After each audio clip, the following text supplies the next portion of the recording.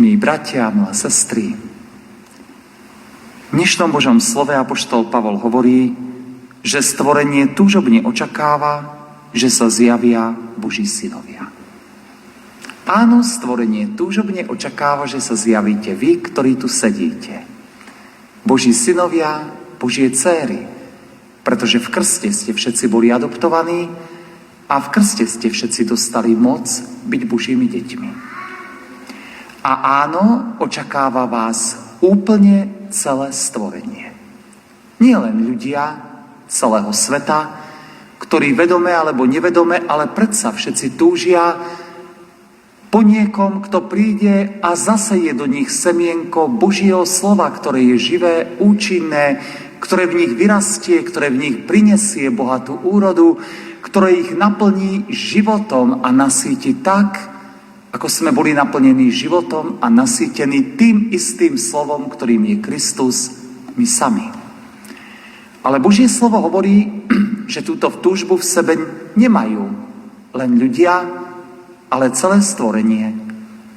Váš psíček, mačička, ktorá príde na váš dvor, pavúčik, ktorého nájdete ráno v kúpeľni, myšička, ktorá prebehne cez kuchyňu, ale aj mrkvička na záhrade, šalátik, burina, jelene a medvede v hore, i stromy v samotnej hore, kvety, mách, skaly, kamene, oblaky. Všetko toto túži a čaká, že sa zjavíte vy, Boží synovia a Boží dcéry. A prečo je to tak? Nám môže našepkať svätý Izak Sýrsky, veľký staroveký teológ, mystik, svetec, veľmi často citovaný, ktorý hovorí, pýta sa, čo je to čistota srdca, čisté srdce. A potom odpovedá, je to milosrdenstvo srdca, ktoré sa pomeriava s celým vesmírom. A potom sa pýta druhý raz, a čo je to milosrdenstvo srdca? A odpovedá si, je to plameň, ktorý spaľuje srdce pre všetko stvorenie. Pre ľudí, vtáky, zvieratá, démonov, pre každú bytosť. Keď na nich človek myslí alebo hľadí, cíti, ako sa mu oči naplňajú slzami hlbokého a účinného súcitu, ktorý mu zviera srdce a robí ho neschopným znášať, cítiť a vidieť i tú najmenšiu neprávosť a súženie. Modlitba takéhoto človeka sprevádzaného slzami sa vždy šíri aj na bytosti zbavené slov, na nepriateľov pravdy, alebo na tých, ktorí im činia zlo, aby boli chránení a očistení. V srdci človeka sa zrodí nesmierny a nezmerateľný súcit, ktorý ho robí podobným Bohu. Svätý Izak Sýrsky hovorí vlastne to, čo vraví aj Ježiš. Keď hovorí, že to, že ste Boží synovia a Božie dcéry, a teda ste kresťania, a teda ste aj katolíci, poznať nie podľa toho, že máte radi tých, ktorí vás majú radi, a pozdravujete tých, ktorí vás pozdravujú, a požičiavate tým, ktorí vám požičiavajú, a dávate tým, ktorí vám to vrátia, ale jednoducho to, že ste Božie deti, poznať podľa toho, že úplne rovnakou láskou milujete všetkých. Dobrých aj zlých. Príjemných aj nepríjemných. Užitočných aj neužitočných. Prospešných aj obťažujúcich. Úplne všetkých. Pretože ste ako Boh. Ste ako slnko, ktoré svieti a žiari, pretože je slnko. Nie pretože vy ste dobrí. Slnko nesvieti na dobrých ľudí a neodopiera svoje svetlo zlým, nesvieti viac na slnečnice, ktoré sa k nemu obracajú, a menej na zvončeky, ktoré sa otáčajú k zemi, nerozlišuje. Svieti preto, že je slnko. Takto miluje Boh. Miluje absolútne všetkých. Miluje s veľkou radosťou a záľubou tých, ktorí prijali jeho dar večného života, svätých anielov v nebi, ale rovnakou láskou a s veľkou bolesťou a súcitom miluje aj tých, ktorí túto lásku a tento život odmietli. Miluje diabla, miluje satana, Miluje každého jedného zatrateného, ktorý je v nebi. Preto Izák Sýrsky hovorí, že človek, ktorý sa stáva podobný Bohu, miluje nielen zlých ľudí, nielen nepriateľov, ale miluje dokonca aj diabla, miluje dokonca aj démonov. Teológovia vám povedia, že ak milujete diabla nie preto, že je zlý, ale pretože na neho pozeráte Božími očami a cítite hlbokú bolesť a súcit a smútok nad tým, že odmietol Boží dar a celým srdcom túžite, ak by to bolo možné, aby sa obrátil, konal pokánie, vrátil do neba a mohol byť s vami spasený v nebi, tak áno, toto je správna a svätá láska, ktorou milujeme všetkých a všetko úplne rovnako. Nie preto, že je niečo pre nás bližšie alebo vzdialenejšie, príjemnejšie alebo nepríjemnejšie, ale pretože sme Božie deti. Pretože my to tak robíme. Pretože takto milovať je našim životom, našou podstatou, našou prirodzenosťou, pretože jednoducho sme ako Boh, sme synmi nášho nebeského Otca. No a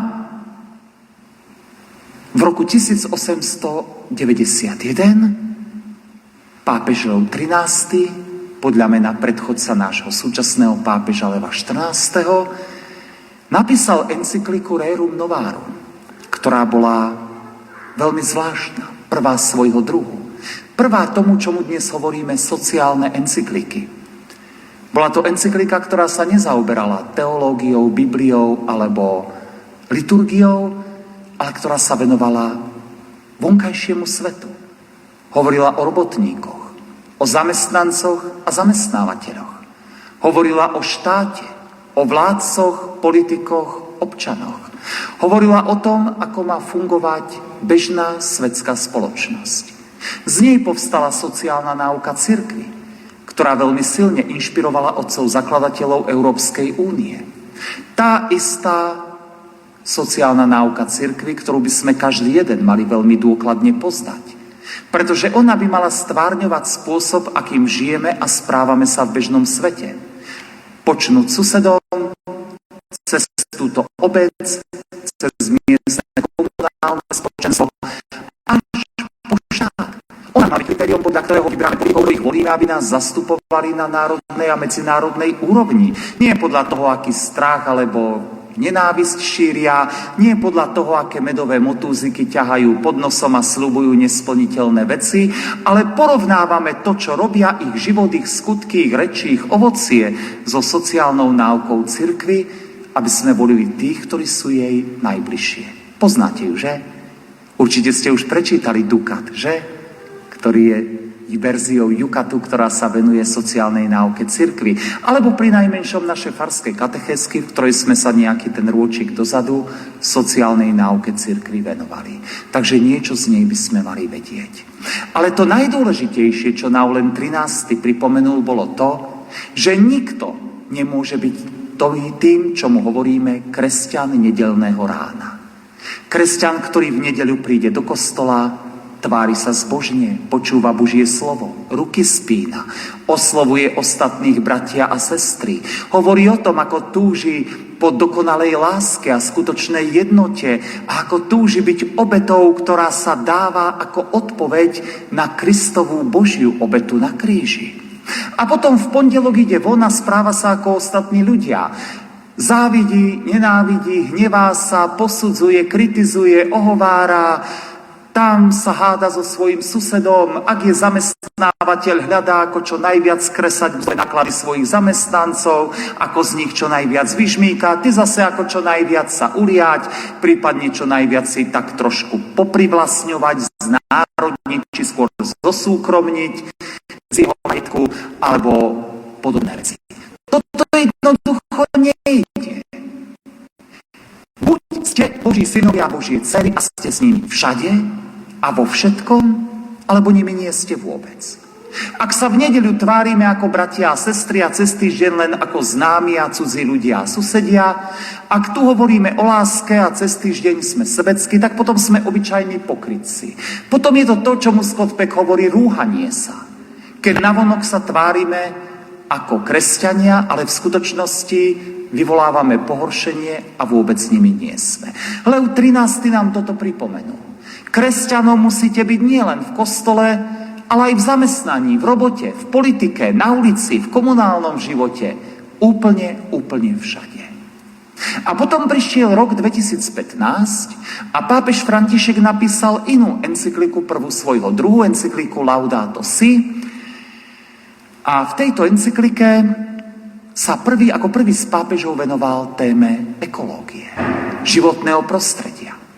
A znova nám pripomenul to, čo hovorí Izák Sýrsky, že ak ste naozaj kresťania a ak naozaj máte takéto milosrdné srdce plné Božej lásky, tak táto láska sa rozprestiera úplne na všetkých a úplne na všetko.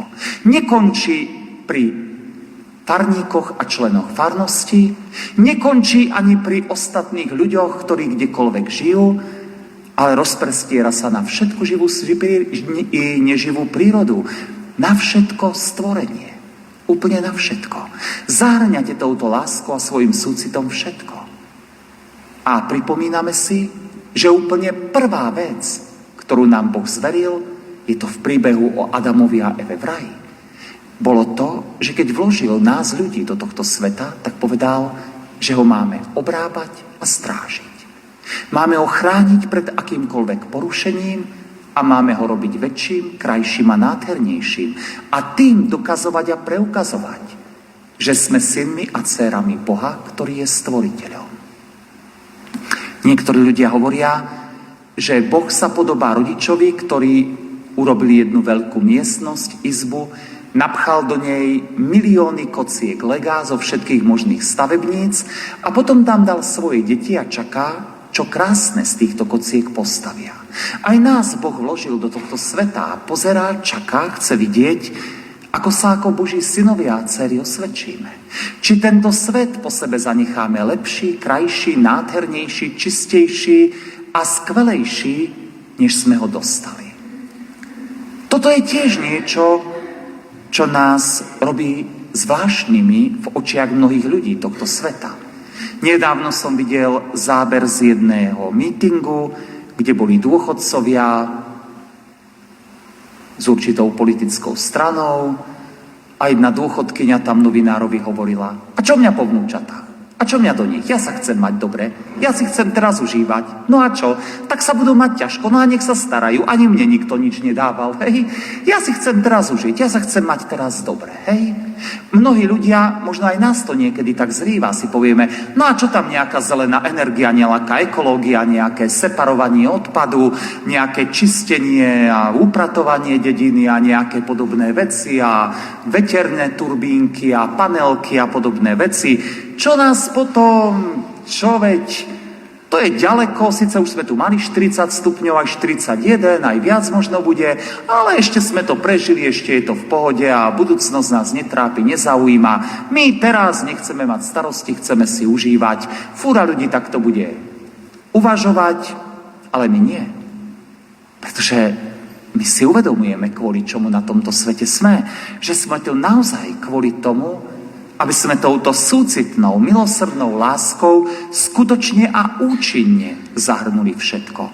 Preto Izák Sýrsky hovorí, že tento súcit je účinný, činný, že sa skutočne prejavuje v skutkoch. A toto je to, čomu sa učíme ako kresťania. Byť synmi a dcérami Otca, ktorí sú požehnaním pre celý svet, pre ľudí, pre zvieratá, pre rastliny, pre všetko stvorenstvo, ktorí kamkoľvek prichádzajú, tak ľudia môžu cítiť a vnímať, že skutočne stretli Božieho syna, Božiu dcéru a že skutočne zažili, zacítili u tohto človeka opravdivý záujem, opravdivú Božiu lásku, opravdivý Boží súcit. Albino Marchetti vo svojej trilógii o duchovnom raste hovorí, že ak sme už prešli druhým obrátením, tým skutočným hlbokým obrátením ku Kristovi, ktoré sa slávi mimochodom pri slávnosti birmovania, a už sme sa rozhodli nasledovať Krista, tak hovorí, u takéhoto človeka už v podstate neexistujú ťažké hriechy. Tento človek už neporušuje desatoro. Ak sme kresťania, potom to bežné spytovanie svedomia pre začiatočníkov, ktoré nájdete v EKS-ke, ktoré sa vás pýta, ohováral som, klamal som, kradol som, ubližoval som, neznášal som iných, bral som meno Božie nadarmo, závidel som iným ľuďom a tak ďalej. Môžeme kľudne celé prejsť a povedať si, nie, nič z toho naozaj úprimne pri všetkej úcte sa ma už nedotýka. Ale zároveň si uvedomujeme, že sa nás dotýka to, čo vyjadrujeme občas tými slovami zanedbávanie dobrého. Už skúmam seba a pýtam sa, milujem tak, ako Boh miluje mňa? Milujem tak, ako Kristus miluje mňa? Milujem každého bez rozdielu a nerobím rozdiely medzi ľuďmi, pretože moja láska sa už neodvíja od prospechu alebo sympatii, ale jednoducho sa odvíja od toho, že som Boží syn a Božia dcéra. Naozaj som takto Božím synom, Božou dcérou, Božím požehnaním, poslom a vyslancom Božej lásky pre všetkých ľudí a všetko stvorenie.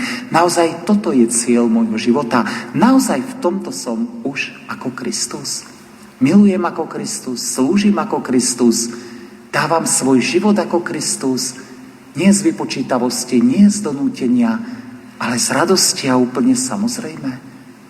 A toto je to, v čom sa učíme vzrastať. Toto sa učíme ako Kristovi učeníci.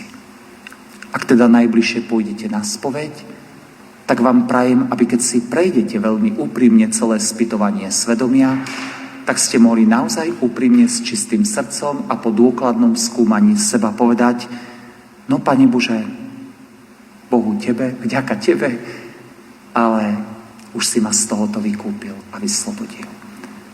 A potom, aby ste skúmali to, na čom skutočne záleží. Nakoľko milujeme touto láskou. Nakoľko už sme ako Boh. Nakoľko máme toto čisté, milosrdné srdce.